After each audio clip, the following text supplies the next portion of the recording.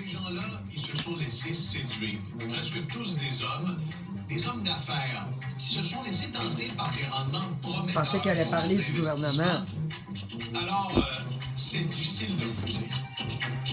Oh. Comment on nous l'a décrit, c'était réservé pour l'élite. Moi, je me sentais comme privilégié de faire partie de ce groupe-là. On entend parler, tu vois que ça réussit à tout le monde. Je veux dire, on serait bien fou de pas investir. Non, ce n'est pas Ocean's 11, c'est plutôt Québec Crash, les millions disparus.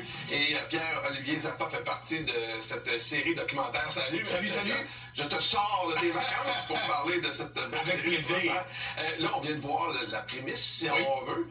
Comment ça a viré tout ça, cette histoire-là? C'est une histoire fascinante, comme on en voit rarement au Québec. Une arnaque qui se compte en centaines de millions de dollars. Vous avez 75 millionnaires de Québec qui faisaient partie en quelque sorte d'un club select, Richard, qui investissaient leur argent avec promesse de rendement mirobolant. Rien d'illégal a priori, mais ces gens-là se sont fait avoir dans ce qui s'avère être un des pires fiascos financiers de l'histoire du Québec. Et à compter de demain, sur Illico Plus, on a une série documentaire, 3 épisodes qui se regardent en l'espace d'un claquement de doigts. C'est rythmé. Où Marie-Christine Noël, la réalisatrice, nous emmène dans les coulisses de ce fiasco financier. Comment des individus ont réussi à se laisser séduire, à se faire berner par des gens qui étaient vraisemblablement mal intentionnés. Et vous avez là des millionnaires, on les voit, là. Oui. Ils sont au nombre de 75. C'est des gens d'affaires. C'est du monde qui ont mis 5, 10, 25 millions de dollars là-dedans et qui ont parfois tout perdu. Et une des choses qu'on va retenir de ce documentaire-là, c'est que peu importe d'où tu viens dans la société, peu importe les diplômes que tu as sur ton mur, tu peux tomber dans un piège, et c'est ce piège qu'on explore dans Québec Crash. T'arrives quand et dans ce projet-là, toi? Moi, je suis arrivé lorsque le travail de séduire les investisseurs avait déjà été réalisé, parce que imaginez convaincre ces millionnaires-là de prendre la parole, d'expliquer qu'est-ce qui s'est passé, comment ils ont vécu ça, comment ils se sont laissés séduire. Alors, mon travail dans le documentaire, c'est d'expliquer ce qui s'est passé, c'est d'être le lien entre ces témoignages-là. Et c'est la première fois qu'ils ont accepté de parler avec autant de transparence des coulisses de ce fiasco financier. Puis la débâcle du groupe UA, Richard, c'est l'une des plus grosses faillites de l'histoire du Canada.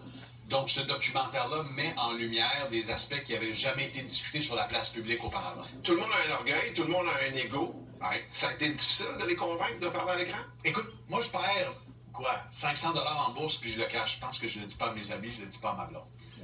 Imaginez des investisseurs qui ont perdu 5, 25 millions de dollars. Oui, c'est un coup pour l'orgueil, mais pourquoi ils ont accepté de parler? C'est pour sensibiliser les gens, c'est pour en appeler à la vigilance des investisseurs. Et c'est aussi pour faire connaître leur vérité. Parce qu'ils se sont fait avoir, et vous allez le voir, c'est fascinant dans le documentaire, par un ami. C'est fascinant. Il prêtait de l'argent à un chum, à quelqu'un avec qui il faisait le party la fin de semaine. Vous allez voir, vous allez découvrir le personnage de Robert Giroux. Fait que quand tu t'investis avec un chum, avec un ami qui connaît le nom de tes enfants, la confiance est là. Imagine quand cette confiance-là est trahie, les effets sont spectaculaires et insoupçonnés. Ça a été quoi le leur pour qu'ils soient attirés là-dedans? Les rendements. Les rendements et la réputation. Hein? Quand tu as l'impression d'investir dans un club select, puis qu'on te donne la chance de pouvoir mettre ton argent et faire de juteux rendements dans des projets, puis des projets immobiliers, là, tu te dis, mais je suis chanceux. J'ai ce privilège-là d'avoir accès à des véhicules de placement que monsieur, madame, tout le monde n'a pas nécessairement accès. Alors, le leur, il était là. Une espèce de privilège. Le privilège, la confiance. Puis si tu sais, on est à Québec, là. On est dans un milieu des affaires, c'est serré, tout le monde se connaît. Lui a embarqué, ben, je vais embarquer. Et c'est comme ça que la toile s'est tissée et que les millions, les dizaines de millions se sont envolés. Ils ont tout perdu. Là, comprenez-vous, là? Là, les multimillionnaires, ils ont perdu de l'argent. Est-ce qu'ils auraient été saisis par hasard? Hein? Je sais pas, moi. Quelque chose là-dedans? Je vois dans le premier épisode, vers la fin, qu'ils ne se laisseront pas faire si facilement que ça. C'est absolument. Quand vous avez une bonne partie de votre patrimoine qui est à risque, ben c'est clair que ça déclenche des mécanismes de défense.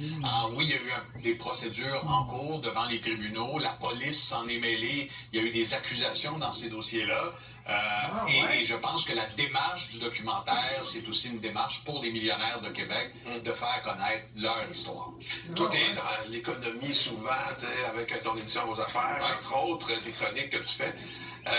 Qu'est-ce que tu as appris, toi, personnellement, quand tu as regardé, tu as participé évidemment à cette série-là? Tu sais, il n'y a pas une semaine qui passe sans que des gens m'arrêtent dans la rue, à l'épicerie, en me disant j'ai investi dans une plateforme de crypto-monnaie, j'ai l'impression de m'être fait avoir. J'ai vu une vidéo, j'ai mis mon argent à telle place, ou mon conseiller financier m'a pas dit telle affaire.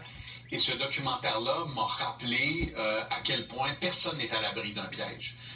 Personne ne peut, disons, avoir tous les garde-fous nécessaires pour se dire, moi, j'en perdrai jamais. Et ça nous donne des pistes concrètes pour éviter peut-être de tomber dans un piège. Mais au-delà de ça, c'est que c'est une histoire qui est fascinante à regarder. Puis tu te dis, OK, quand il y a un domino qui tombe, l'autre tombe. Et la réaction en chaîne, elle est spectaculaire. Robert Giroux est au centre de tout ça. Il a été condamné à verser 128 millions de dollars à ce groupe-là. Est-ce que ce groupe-là va revoir ses sous? Ben, c'est en appel. Les procédures judiciaires sont toujours en cours. Il y en a qui ont l'espoir de revoir la couleur de quelques dollars. Le dénouement, il pourrait y avoir un autre chapitre à cette saga. Et vous allez aussi voir à quoi servait l'argent. L'argent ne servait pas nécessairement à faire du rendement ou des projets. Elle servait aussi, cet argent, à financer un train de vie incroyable avec un chalet qui ressemble à un château. Tu verras le garage du chalet en question. Le garage du chalet. Le garage du chalet est 2 fois plus gros que ma maison. OK. J'imagine que la maison doit être proportionnelle. C'est pas mal. J'ai déjà vu à Boucherville, là. J'étais allé laver des vitres dans un secteur de riche une fois. J'ai vu un garage, là, OK, là. Ça faisait un L, 2 étages. Il y avait 6 portes de garage. 6 portes. J'avais capoté.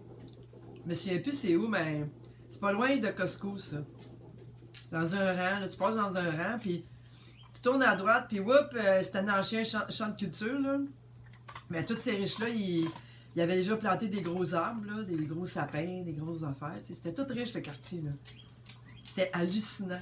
J'avais été faire une maison, là, puis elle était big, ça avait pas de bon sens. J'étais pas tout seul, ce fois-là, une chance, là, on était 2. Okay. C'est la seule fois qu'on l'a fait, d'ailleurs. C'est spectaculaire. Je sais pas pourquoi. L'équivalent. OK, parfait. Alors, je le disais tantôt, tu es entre autres à Vos Affaires, qui connaît un succès phénoménal. Qu'est-ce qui fait que cette émission-là est si populaire? Ben, le public est au rendez-vous. J'en profite pour dire merci parce qu'on parle au quotidien des préoccupations des Québécois, de ce qui touche les Québécois, les finances personnelles, l'économie. Ça n'a jamais été aussi important, ça n'a jamais occupé autant de place. Et à 18h30 tous les jours de la semaine,